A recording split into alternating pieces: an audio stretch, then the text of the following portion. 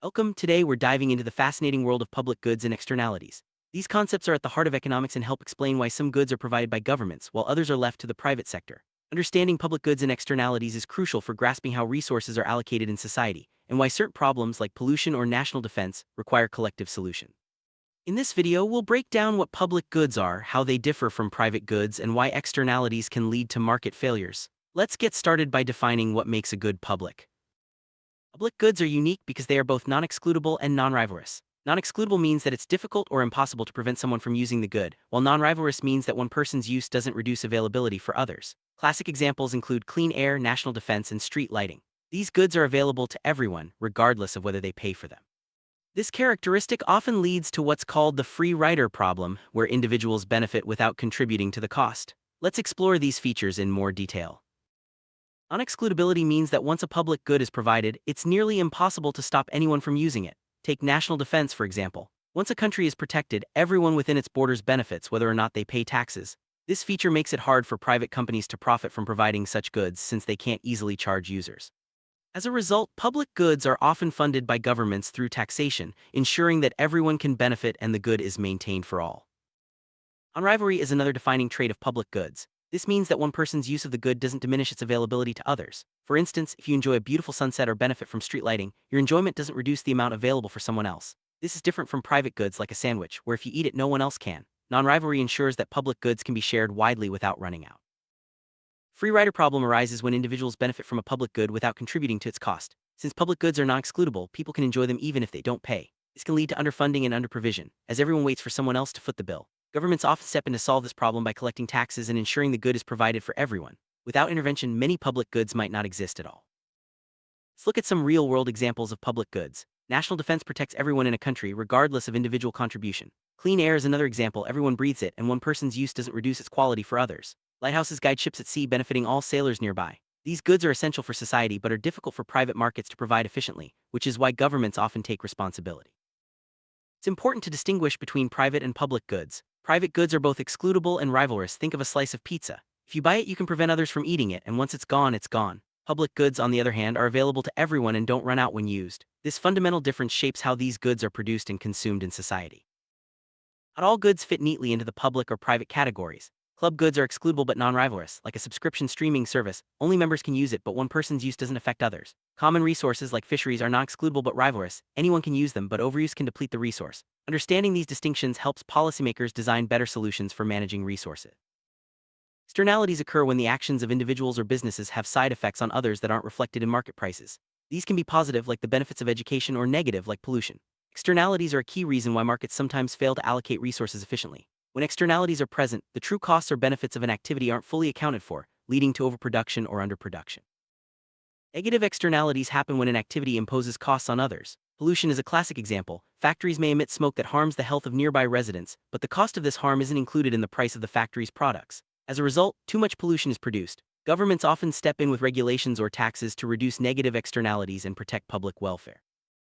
Positive externalities occur when an activity provides benefits to others beyond the person directly involved. For example, when someone gets vaccinated, they not only protect themselves but also help prevent the spread of disease to others. These extra benefits aren't always rewarded by the market, so activities with positive externalities may be underprovided. Governments can encourage these activities through subsidies or public provision. Market failure occurs when the free market doesn't allocate resources efficiently. Public goods and externalities are two major causes. Because public goods are non-excludable and non-rivalrous, private markets may not provide enough of them. Similarly, externalities mean that the full costs or benefits of actions aren't reflected in prices. This is where government intervention becomes necessary to correct these failures and ensure societal well-being. Governments often step in to provide public goods directly or fund them through taxation. This ensures that everyone can benefit even if they don't pay individually. Examples include building roads, funding public education, and maintaining parks. By spreading the cost across society, governments can overcome the free rider problem and make sure essential goods and services are available to all. Taxes are a primary tool for funding public goods. By collecting money from everyone, governments can pay for goods and services that benefit all citizens. This approach ensures that even those who might not voluntarily contribute still help cover the costs. Taxes also help distribute the burden fairly and make sure public goods are maintained over time. To address externalities, governments often use regulations. For negative externalities like pollution, laws may limit emissions or require companies to use cleaner technologies. For positive externalities, regulations can encourage beneficial activities, such as requiring vaccinations for school entry. These rules help align private actions with the broader interests of society. Subsidies are another tool governments use to encourage activities with positive externalities. For example, subsidies for renewable energy make clean power more affordable, benefiting the environment and society. Incentives can also include tax breaks or grants for research and development. By lowering the cost of beneficial activities, governments can help ensure they are provided at optimal levels. Tradable permits are a market-based approach to controlling negative externalities like pollution. Governments set a cap on total emissions and issue permits that companies can buy and sell. Firms that can reduce pollution cheaply sell their permits to those for whom it's more expensive. This system creates financial incentives to cut emissions and allows the market to find the most efficient solutions. Coase theorem suggests that if property rights are clearly defined and transaction costs are low, private parties can negotiate solutions to externalities on their own. For example, a factory and nearby residents might agree on compensation for pollution. However, in reality, negotiation isn't always practical due to high costs or large numbers of affected people, so government intervention is often still needed. Public goods are all around us, from the air we breathe to the roads we drive on. Even things like public broadcasting and emergency services are examples. These goods make our lives safer, healthier, and more enjoyable. Recognizing their value helps us appreciate the role of collective action and government in maintaining a high quality of life for everyone. Despite their benefits, providing public goods isn't always easy. The free rider problem can make funding difficult, and deciding how much to provide can be challenging. Governments must balance competing needs and limited resources, making tough choices about which goods to prioritize. Public input and careful planning are essential for effective provision. Some public goods extend beyond national borders. Clean air, climate stability, and disease control are examples of global public goods. These require international cooperation as no single country can provide them alone. Addressing global public goods is one of the major challenges of our time, demanding collaboration and shared responsibility among nations. National defense is a textbook example of a public good. It protects everyone in a country, regardless of whether they contribute directly. Because it's non-excludable and non-rivalrous, private markets can't provide it efficiently. Governments fund defense through taxes, ensuring that the entire population is protected from external threats.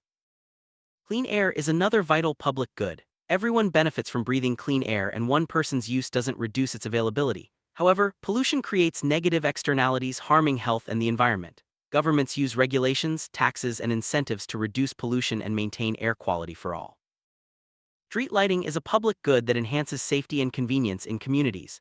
Everyone benefits from well-lit streets, and one person's use doesn't diminish the light available to others. Because it's hard to exclude non-payers, local governments typically fund street lighting through taxes, ensuring neighborhoods remain safe and accessible.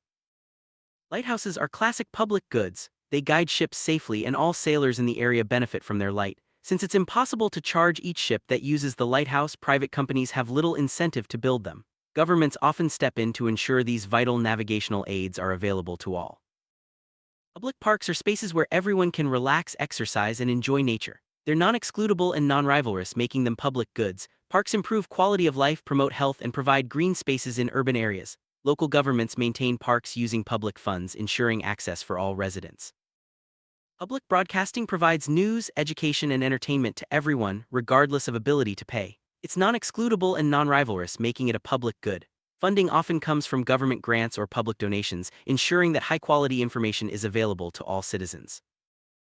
Emergency services like fire departments and police protect everyone in a community. Their benefits are non-excludable and non-rivalrous. Everyone receives help in an emergency, regardless of payment. Governments fund these services through taxes, ensuring public safety and rapid response when needed. Disease control, such as vaccination programs, benefits everyone by reducing the spread of illness. These programs create positive externalities, as even those who aren't vaccinated are protected when enough people are immune. Governments often provide or subsidize vaccinations to maximize public health. Education provides both private and public benefits. While students gain skills for personal advancement, society benefits from a more informed and productive population.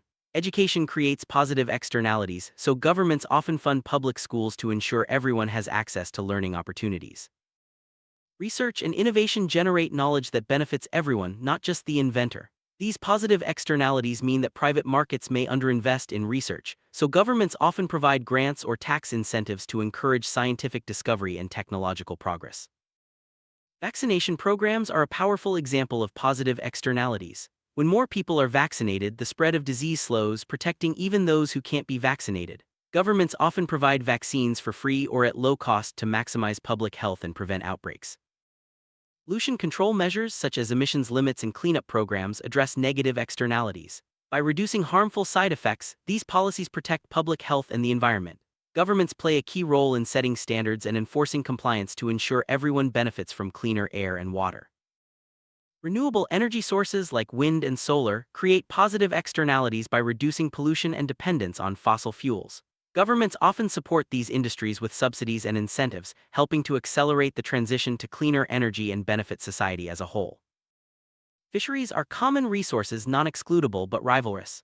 Overfishing can deplete stocks, harming everyone. Governments use regulations, quotas, and monitoring to manage fisheries sustainably, ensuring that future generations can continue to benefit from this vital resource.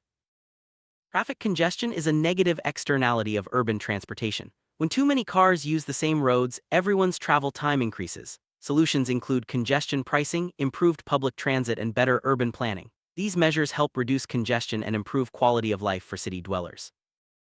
Noise pollution from traffic, construction, or industry is a negative externality that affects many people. It can harm health and reduce quality of life. Governments address noise pollution through zoning laws, noise limits, and urban design, helping to create quieter, more livable communities.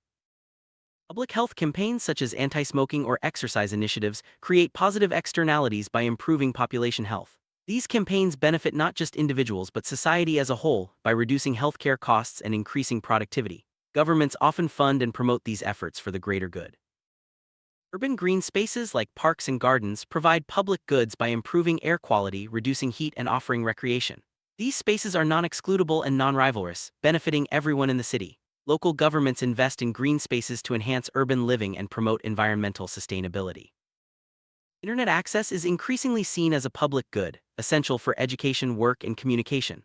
While not perfectly non-excludable, efforts to provide free or low-cost internet in public spaces help bridge the digital divide and ensure everyone can participate in the modern economy. Open-source software is a digital public good. Anyone can use, modify, and share it, benefiting from collective innovation. Because it's non-excludable and non-rivalrous, open-source projects rely on community contributions and sometimes public funding to thrive.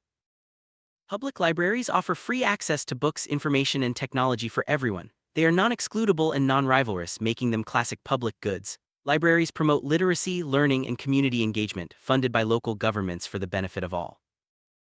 Public transportation systems like buses and trains provide shared mobility for city residents. While not perfectly non-excludable, they reduce congestion and pollution, creating positive externalities. Governments often subsidize public transit to ensure it's affordable and widely available. Flood control infrastructure such as levees and dams protects entire communities from natural disasters. These systems are non-excludable and non-rivalrous, making them public goods. Governments invest in flood control to safeguard lives, property, and economic activity. Summary: public goods and externalities are central to understanding how economies work and why government intervention is sometimes necessary. Public goods provide widespread benefits but are challenging to fund privately, while externalities can lead to market failures if left unchecked. By recognizing these concepts, we can better appreciate the role of collective action in building a fair, healthy, and prosperous society for all.